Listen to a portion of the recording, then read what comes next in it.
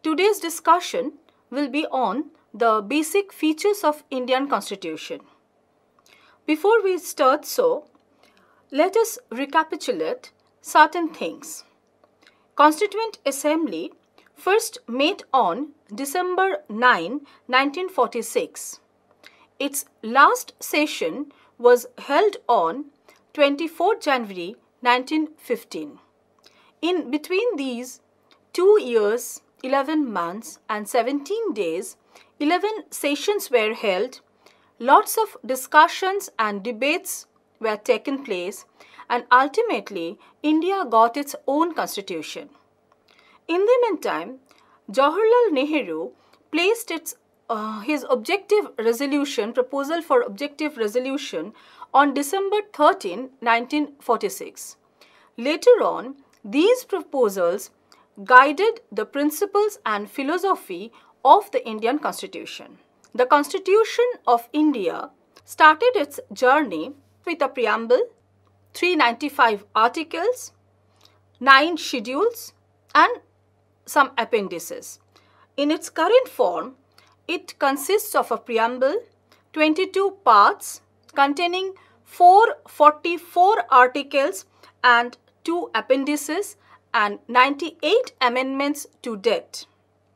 For clarification on the basic features of Indian Constitution, we need to go through the component parts of the Indian Constitution, because Indian Constitution is having a very unique feature. India is a multinational state. Through its constitution, framers of the constitution always tried to assimilate these varieties. So, these component parts of India read as follows. It starts with a preamble. Part 1, Union and its territory, which give a glimpse of its federal entity. Part 2, Citizenship. Part 3, Fundamental Rights, which goes very much with the democratic spirit of India. Part 4, Directive Principles of State Policy, which we have taken from Irish Constitution. Part 4A, Fundamental Duties, which we have inserted in our Constitution through 42nd Amendment Act 1976. Part 5, Union, and Part 6, States. These Part 5 and Part 6, these are unique creations of the framers of our Constitution, which tried to accommodate the features of parliamentary form of government along with the federal principles. Part 7 states in the Part B state, which is now repealed. Part 8, the union territories. Part 9, the panchayats. Part 9A, the municipalities. This Part 9 and Part 9A, these indicate towards having a very sound, profound, solid democratic decentralization. Part 9B, cooperative societies. Part 10, the scheduled and tribal areas. Part 11, relation between union and the states. It's an identification of our federal features. Part 12, finance, property, contracts and suits. We have taken this from Australian Constitution. Part 13, trade and commerce within the territory of India. It is also a contribution of Australian Constitution. Part 14, services under the Union and the states. Part 14A, tribunals. Part 15, elections. It is a democratic flavor. It is having a democratic flavor. Part 16, special provisions relating to certain classes. Part 17, which is very much unique feature of India, languages. Part 18, emergency provisions.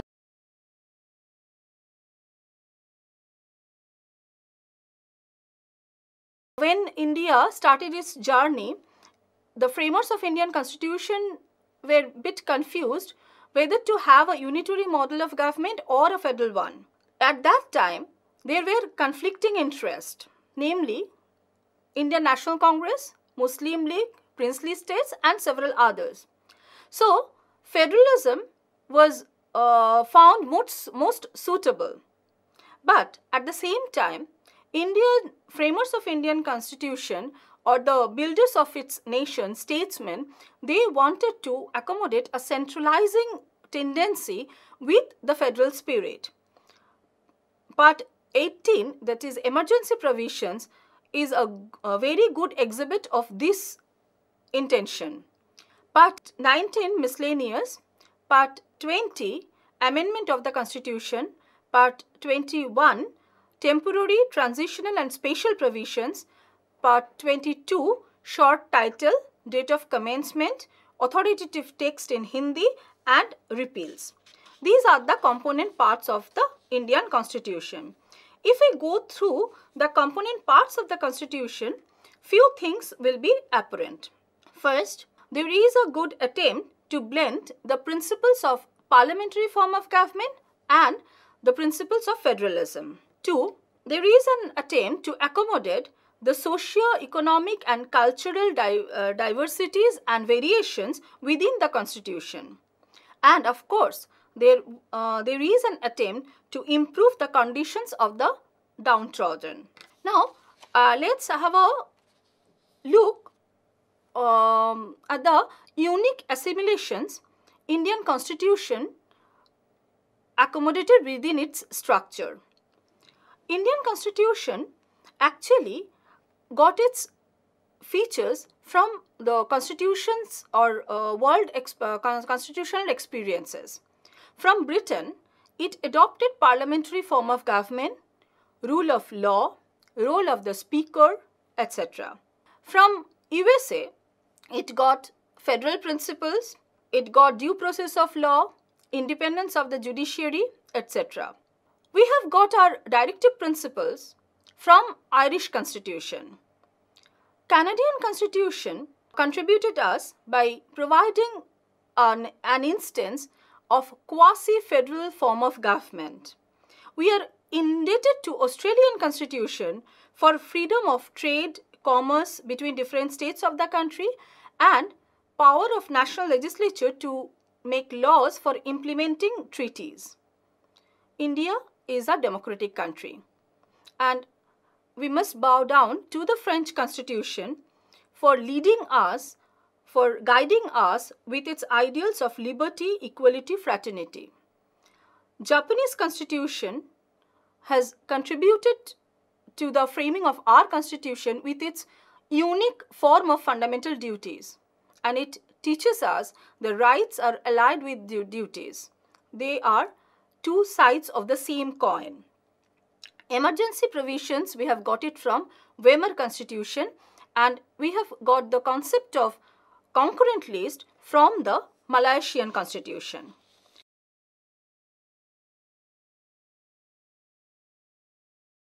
Features of Indian Constitution. As we know that Indian Constitution is the largest written constitution in the world. It has a unique blend of rigidity and flexibility. Indian Constitution is a democratic republic. Indian Constitution nurtures a parliamentary form of government as well as a federal form of government. Indians are having single citizenship, not like USA. People of USA enjoy dual citizenship, one the national one and the citizenship of their own state. Adult suffrage is a very prominent feature of Indian democracy. We have fundamental rights. We have encoded directive principles of state policy. Though they are not justiciable, yet they are fundamental in the governance of the country. We have encoded fundamental duties. We have independent judiciary, which is not very familiar with parliamentary form of government, but because we have already accepted federal form of government also, therefore we have accommodated this independent status of judiciary within our framework. And India is always crazy for creating a secular state, so secularism is a very good feature of Indian Constitution. Let's go for analyzing these features in detail. India is having the largest constitution. Originally, when American Constitution started its journey, it had 7 articles. Australian Constitution had 128 articles. Canadian Constitution had 147 articles. Indian Constitution started its journey with 395 articles divided into 22 parts, 9 schedules. Now we have already stated that we are in our constitution there are 444 articles. Now the question is, why it is largest constitution of the world? The simple answer is, the framers of Indian Constitution tried to assimilate so many of the good attributes from the world constitutional experiences. As we have already discussed, from Britain, from USA, from Australia, from Japan, we have accommodated relevant features and we have given them place in the Indian Constitution. It has made Indian Constitution a very large one. Secondly, unlike American Constitution, Indian Constitution, while adopting its a federal form of government, has accommodated the form of state government and local bodies in the framework of the Constitution itself. In America, only there has been enumerations on the union government, but in India, governments of the state and the local bodies have also taken due place. There is a harmonious blend of rigidity and flexibility.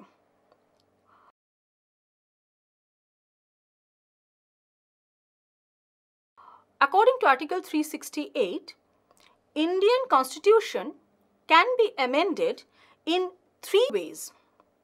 One is flexible, one is a good mixture of flexibility and rigidity, and the third one is very rigid.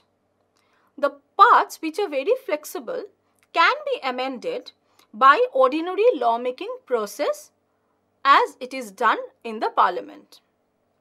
The second part, which is partly flexible and partly rigid, needs to be amendment of those parts needs to be proposed in the houses of the Parliament, in any one of the houses of the Parliament. And such proposal must be approved by at least half of the total membership of that house. Half of the total membership of that house, that is majority of the total membership of that house, and not less than 2/3 majority present and voting, that is present on that day and voting on that day. So, or at least 2/3 majority present and voting must give their approval for amending certain parts of the Constitution. And the third one, it is absolutely rigid because it not only needs to go through the second path, but also it needs to be ratified by at least half of the states. That is, after getting its approval from the Parliament, it needs to be ratified by at least half of the states. One thing we must remind, that proposal for amending any of the parts of the Constitution must be initiated in any of the houses of the Parliament, not in the state legislative assembly. India has declared itself as democratic republic. What is democracy? Democracy is a form of government where people are free to cast their vote and to stand election to form government. It is not possible to have a direct democracy, so in today's world we are having indirect democracy. That is, representatives of the people, they are entitled to rule the nation. In this way, India is of course having its own democratic feature. It is republic because both the head of the state, that is the president, and the head of the government, that is the Union Council of Ministers and the Prime Minister, as well as the government in the state, they are elected by the people. President is indirectly elected, and Prime Minister and his Council of Ministers, or the Chief Minister and State Council of Ministers, they are directly elected by the people. Whenever in any form of government there is no scope for having a hereditary ruler, it is called republic. So, unlike Britain, India is having its democratic republican feature. Sometimes critics say that India is a member of Commonwealth, and head of the Commonwealth is the British King, who is a hereditary ruler. So how can India designate herself as a republic? But we have to note this point. First of all, we have accepted the membership of Commonwealth voluntarily. It is not mandatory for us to be the member of Commonwealth. And secondly, king or queen is only the symbolic head of the Commonwealth.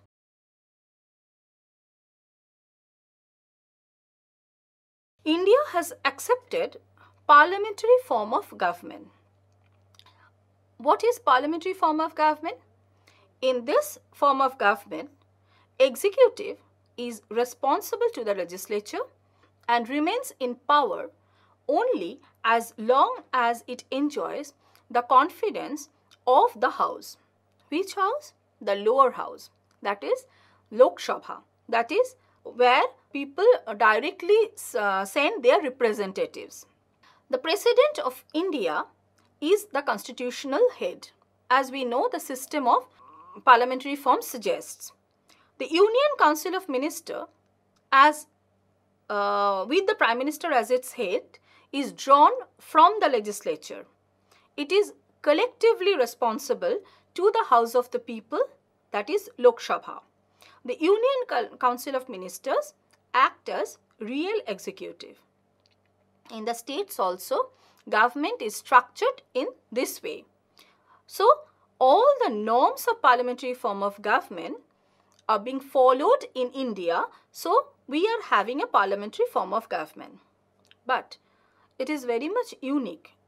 It is unprecedented that India at the same time has accommodated the features of federalism.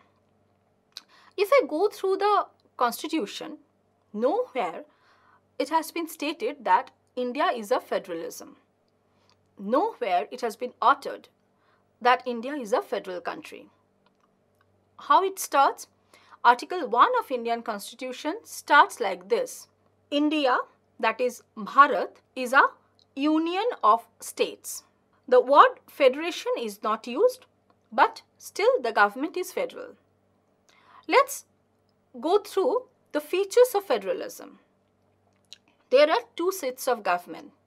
In a federal nation, there are two sets of government and powers are being distributed among these two sets. In India, there are obviously two sets of government, and even in India, in the constitution itself, it has been recognized, as we have already discussed. Powers are being distributed among the center and the states. In the 7th schedule of the constitution, there are 3 lists: union list, state list, and concurrent list. Concurrent list, I have already told that we have accepted this from Malaysian constitution, and in the union list, central government is empowered to act. In the items of the state list, state will act, and in the items of the concurrent list, both the center and the states are empowered to act. However, the laws or decisions of the state shall be declared void if it is repugnant to any of the provisions of the union law or union decision. India is having its independent judiciary, but one thing we must be clear about, that it is not exactly the federal setup as it is in USA. In USA, there are 2 sets of judiciary, one in the center and the other in the states. Within the jurisdiction of the state, Supreme Court is supreme. That is, it has got very limited appellate jurisdiction. But India is having an integrated judicial system with a wide appellate jurisdiction. K.C. Ware has termed Indian federalism as quasi-federal. That is, it is a quite good blending of federal and unitary features. It has always been stated that India is actually a unitary state with some federal features. However, India has accommodated federalism in accordance, in compliance with the situation of India itself. Now, Indian Constitution, of course, permits integrated judiciary, single citizenship, as well as single constitution and single all India services. These are all non-federal features or unitary features. However, still in this multinational state with linguistic variations, cultural variations, religious variations, Indian federalism is running well.